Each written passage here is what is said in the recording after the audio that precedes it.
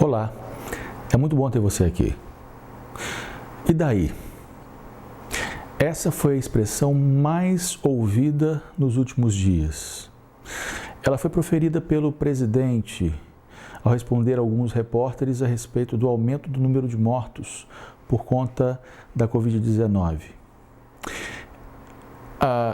Eu não tenho nenhuma intenção de trazer qualquer reflexão a respeito do pronunciamento do presidente, alguma reflexão política. Pelo contrário, o que me chama a atenção é que essa expressão teve uma comoção nacional. Foi matéria das principais revistas e jornais do país, foi matéria dos principais telejornais do país, o "e daí" do presidente. Mas o "e daí" do presidente me chamou muita atenção e me fez refletir, me fez pensar. Me fez pensar a respeito do meu "e daí". Me fez fazer uma autorreflexão. E daí é forte, é retumbante. Essa pequena construção gramatical, na verdade, traduz características da sociedade pós-moderna que nós estamos inseridos. A saber, o desprezo, o egoísmo, o individualismo. O individualismo se tornou hoje mais do que um comportamento. É um valor. As estruturas sociais que nós possuímos não nos permitem pensar coletivamente. O que importa não é o bem comum. Nós até temos visto hoje campanhas promovidas por famosos para fazer com que as pessoas pensem e ajam de maneira mais generosa, mais altruísta, por causa da pandemia. Mas esses valores de generosidade, de empatia, deveriam ser, na verdade, o cotidiano, o comum na vida das pessoas.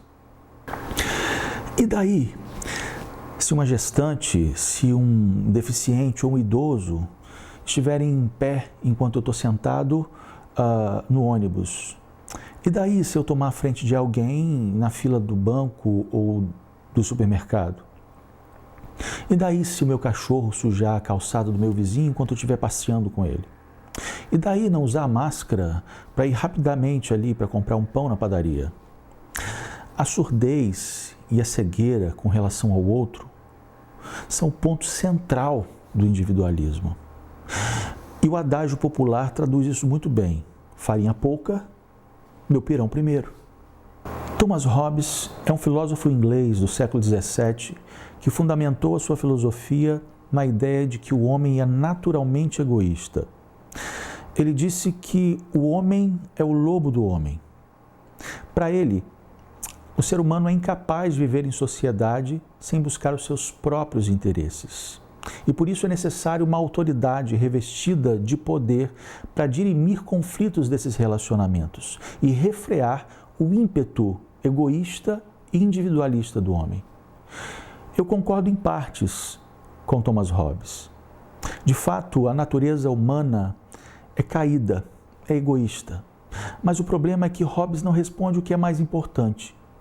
Quando o homem adquiriu essa natureza? E aquilo que a filosofia de Hobbes não responde, a espiritualidade cristã responde.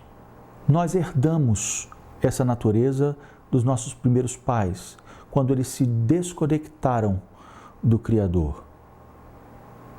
A partir desse momento, o pecado lançou o homem no abismo do seu próprio coração.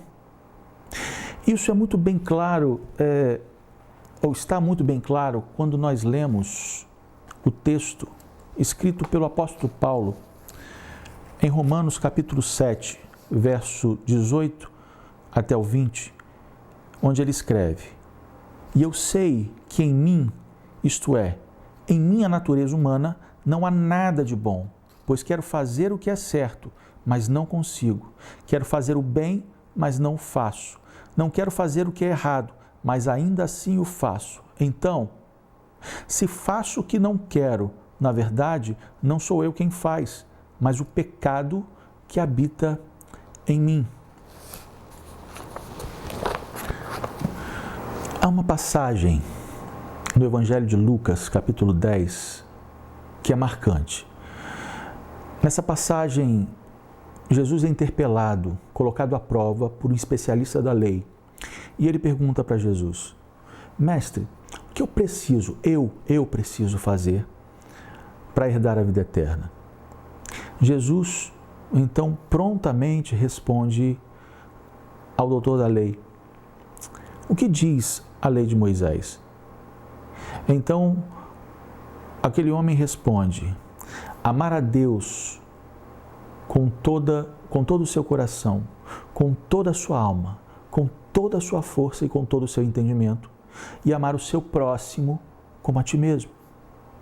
Jesus então responde para ele: muito bem, vá e faça isso. Aquele homem, não satisfeito, novamente interpela Jesus e pergunta: Mestre, quem é o meu próximo? Jesus então conta uma história, uma ilustração, uma parábola e diz: descia um homem pela estrada. Ele foi interpelado, ele foi alcançado por salteadores, por ladrões, que tiraram a sua roupa, que o espancaram e o deixaram semi-morto na beira da estrada. Naquele mesmo dia, descia também um sacerdote. E ao ver o homem caído, disse para si mesmo: e daí? E continuou o seu caminho. Logo depois, descendo também, vinha um levita. E olhando o homem semi-morto na beira da estrada, disse também: e daí? E continuou sua caminhada. Posteriormente, desceu também um samaritano. E esse samaritano, vendo o homem caído, quase morto, na beira da estrada, se aproxima, cuida daquele homem, trata das suas feridas, leva-o para uma hospedaria, paga as suas despesas. E ao final da história, Jesus pergunta para o doutor da lei: quem é o próximo daquele homem? E o doutor da lei não tinha como não responder a moral da história. O próximo foi aquele que ajudou. O próximo foi aquele que disse: eu me importo. Perceba que nessa história, Jesus traz um ensino que é maravilhoso, que contrasta com o comportamento, com a cultura e com a sociedade que nós vivemos hoje. A cultura e a sociedade do e daí, o comportamento do e daí. Na história que Jesus conta para ele, o sacerdote e o levita eram homens religiosos que conheciam bem as leis cerimoniais, as leis judaicas, e eram, na verdade, os responsáveis por elas. Eram, na verdade, aqueles que deveriam ter parado para ajudar aquele homem que havia sido espancado. Mas aqueles que deveriam fazer não fizeram. O último personagem, que é o samaritano, é colocado por Jesus propositalmente na história porque os samaritanos eram desprezados pelos judeus. Eles eram mestiços.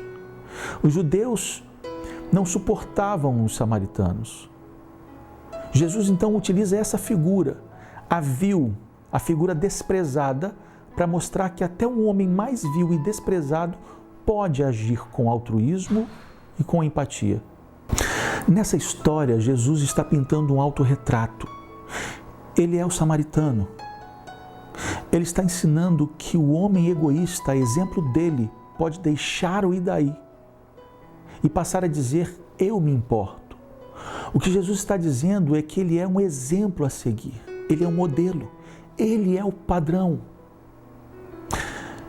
Em outra passagem bíblica, agora em Filipenses, capítulo 2, uma das passagens mais lindas da Escritura, nós podemos ler: tenham a mesma atitude demonstrada por Cristo Jesus. Embora, sendo Deus, não considerou ser igual a Deus fosse algo que devesse se apegar. Em vez disso, esvaziou a si mesmo, assumiu a posição de escravo e nasceu como ser humano. Quando veio em forma humana, humilhou-se e foi obediente até a morte e morte de cruz. O apóstolo Paulo começa essa passagem fazendo um convite a nós. Ele diz: tenham a mesma atitude demonstrada por Cristo Jesus. Em Cristo, nós podemos ter o nosso caráter alterado.